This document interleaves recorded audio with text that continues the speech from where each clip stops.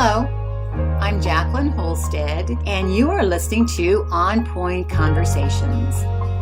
In this podcast series, we share creative marketing, content, and branding strategies that help your business successfully navigate the new normal marketing environment.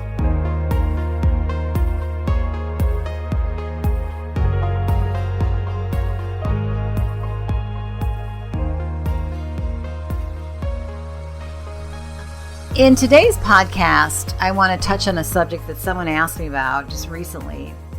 And it's something that I use. Sometimes I use it as an icebreaker when we start talking about target audience for companies. Sometimes I use it at the beginning. Oftentimes I use it at the beginning of our branding session. We're doing a brand new brand. We're creating a brand new brand. We're talking about the audience. We get to talk about demographics and psychographics. And then I use these, what I call ego types or archetypes, culture categories of groups of people. Now, no one person generally fits into only one of these groups. They're going to overlap. We're very complex human beings, and we do different things, and we're in different roles during the day. So they're not meant to be defining someone as just being absolutely in this category. We're defining people and groups of people, by the way, in a way that helps us understand how we would talk to them, what a motto might be that they have, what some of the way of voice might talk to them, what kind of things, that messages that they would listen to. So I broke down in my time that I've been using this 12 different of archetypes. And we'll call them ego types today too. I'm going to talk about 6 today, and I'm going to talk about 6 next week because I want to get into a little bit more definition of each one. So the 6 I'm going to talk about today are: number 1 is the idealist, 2 is the next door neighbor, 3 is the hero or the soldier, 4 is the caregiver, 5 is the explorer, and 6 is the thrill seeker. So we're going to talk about those. We'll talk about a motto that they might have, their core desires, goals, fears, their strategy, their weakness, their talent, how this group might manifest itself in a brand image, just examples, how it might manifest itself in the voice, just some of the things you might talk to them with and a way you talk to them. And then also just some really general customer messages that are just meant to be examples. Because as I said, no one's going to fit into these categories strictly. Next week, I'll complete this discussion, and I'll go through the last 6 that I use. And this is no particular order, by the way. This is just the way that I've done them. I'll be talking about, number 1, the partner or the lover. Number 2, the creator, the artist. 3 will be the entertainer. 4 is the teacher. 5 is the transformer, the visionary. And 6 will be the executive or the ruler. So let's start today, because I want to be able to get in depth in these, with the innocent or the purist or the idealist. That's all one category. And their motto might be that they want to be free to be themselves. They'll let you be free to be you and them to free to be themselves. Their core desire is really to create happiness and spread optimism. They don't want to get into fear and anger. They're more the people that like things around that are happy and that are optimistic. Their goal is to simplify. Likely they're the people that have less clutter. They likely will like ingredient lists, depending on if you're a food product, with simple ingredient lists. And by simple, I mean, 3-4 ingredients if your product does that. They'll like organic. Their fears might be to be punished for something bad or wrong, or they might be looking at being feared about not being trusted or not looking trustworthy. So this is a group who wants to be very much more purist. Their weakness could be they're a bit boring because they have this really naive innocence. Talent is the faith and the optimism that they share. That's a strength. That's their talent. And if you manifested this type of architect or this type of ego type into a brand image, you might start thinking of things like Dove soap, Snuggle fabric softener. You might be thinking about a yoga studio. You might be thinking about Mad Hippie, which is a very organic, simple facial products. If you manifest it in a voice, you'd probably be thinking more of simple and concise language, positive and optimistic, very cheerful. So with the customer message would be more like, you can do this. I can do this. You're encouraged, you're joyful, you're helping them be the best they can be. And that's the innocent, purest idealist. That's ego type number 1. Ego type number 2 is your next door neighbor, which you might call the person next door. They could be a realist, they could be a friend, they could also be a foe. So it depends on. But their motto might be something like, all men and women are created equal. And their core desire, because this is now we're talking about the next door neighbor, is connecting with others. So this is the group that wants to be connected. They like being connected. They like groups. They like ways that the company connects with them. Their desire, their goal is to belong, to relate, to be accepting and accepted. And their greatest fear is to be left out. And this particular group doesn't want to stand out in a crowd. They don't want to be standing out in the crowd. They want to be just part of the crowd. Their strategy is that they want to develop solid values. They're very down to earth and accessible to the common touch. Their weakness could be that they're losing their self in an effort to blend in. Their talent relates to realism, empathy. This is a big group for being empathetic, and a lack of pretense. They're the regular person. They're the person you think of, the person next door. You think of the realist. You think of the good neighbor. You might think of the silent majority. Brands that might elicit this that you can think of is things like Levi's, IKEA, and the voice is more friendly and humble and honest and practical. They want to feel understood. They want to feel that they're in a warm and trusting type of environment.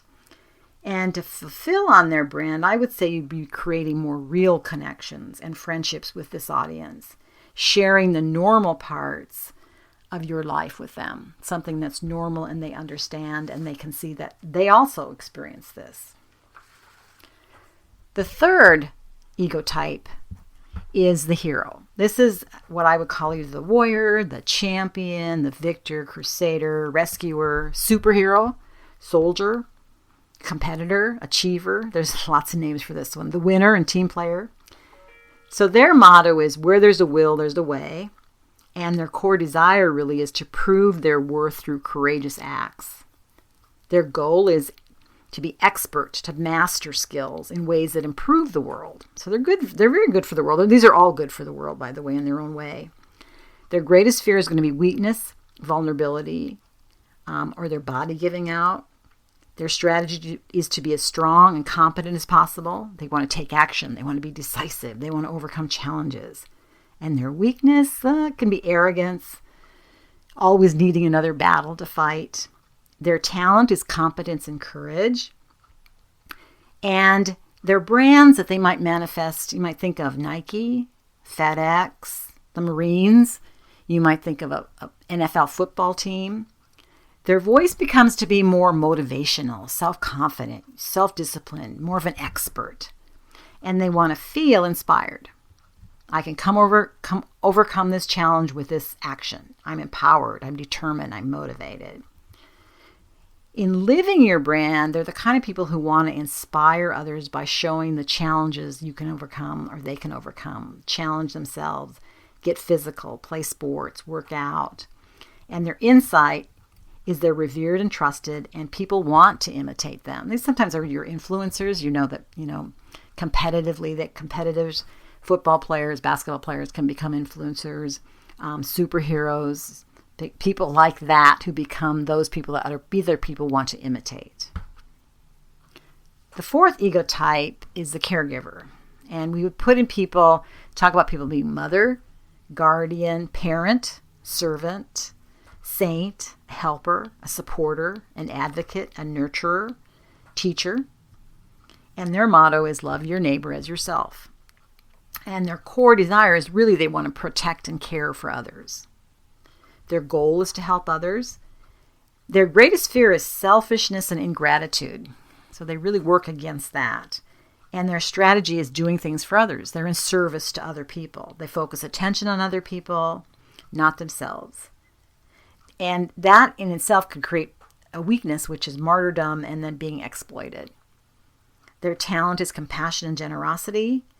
And brands that you might think of that would manifest this would be something like the Johnson's baby products, Tom's shoes, Campbell's soups, which is a very comforting food. The voice would be considerate, thoughtful, kind. And the brand would offer things like volunteer, help others, share the causes you're passionate about, show how other people have manifested and done really well as you've worked with them. So it's a very, as I said, it's a caregiving. It's a caregiver. It's a guardian. The next one I want to talk about is the explorer. This is the adventurer, the pioneer, the wanderer, the individualist, trailblazer. I like that one. The motto basically would be, don't fence me in. These are people who want a bit adventure. They want to see adventure. They want to feel adventure. Their core desire would be the freedom to find out who they are through exploring the world. And their goal is really to experience a better, more authentic, more fulfilling life. They want freedom. And probably their biggest fears relate to getting trapped, conformity, and inner emptiness. So the strategy to talk about is the journey. It's seeking out and experiencing new things. It's really escape from boredom. Now, the weakness of this might be aimless wandering, and it also might be becoming more of a misfit in society. The brand that you might think of that manifests this particular explorer venture would be North Face, Jeep, REI, Eddie Bauer in its earlier days. So the voice is very open-minded, resourceful, tolerant.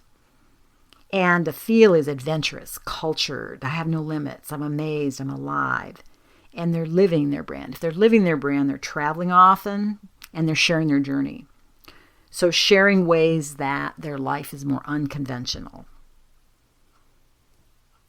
The last, and number 6, ego type that I'm going to touch on today is the rebel, or we might call them the maverick, the wild one, the misfit, the thrill seeker. And their motto relates to rules are made to be broken. Their core desire is really revolution. They want to get out there and they're revolting. Their goal is to overturn what isn't working and to make it work. And they want freedom from the establishment. Their greatest fear is to be powerless or ineffectual or trapped. And their strategy is really to disrupt. It's to shock. It's defiance. It's disobedience. It's nonconformity. Now, the weakness, of course, might be crossing over a line. Their talent is outrageousness, radical freedom. And the brand that you might think about that manifests this ego type would be Harley Davidson, Urban Outfitters, maybe some of the music television. The voice is very candid, raw, honest. And the customer feel is very rebellious. It's very stimulating. It's thrilling. It's impulsive. It's uncommon. So you can see how they're different aspects. And as I said, I'll cover the next 6 in the next podcast. But today, essentially, I've covered the innocent purist, the next door neighbor, and these are all big categories, and the hero, the caregiver, the explorer, and the rebel. In order to help you just to be able to listen today to this too, I'm going to be putting a blog post together on my website, which is onpointthinking.com, under Insights, a blog post that lists these things and probably a little bit more detail too. But what I wanted to get to you today is to understand that a good way to look at your audience, besides demographics and even psychographics, is to go in and kind of really put yourself in the position of these are the types of personalities or types of egos, we call them. I have 12 of them. Somebody else might have even more. And look at what those particular, if you had one person or a person who was strictly that ego type, what would they be like? What would that brand sound like if they were, if that brand was an ego type?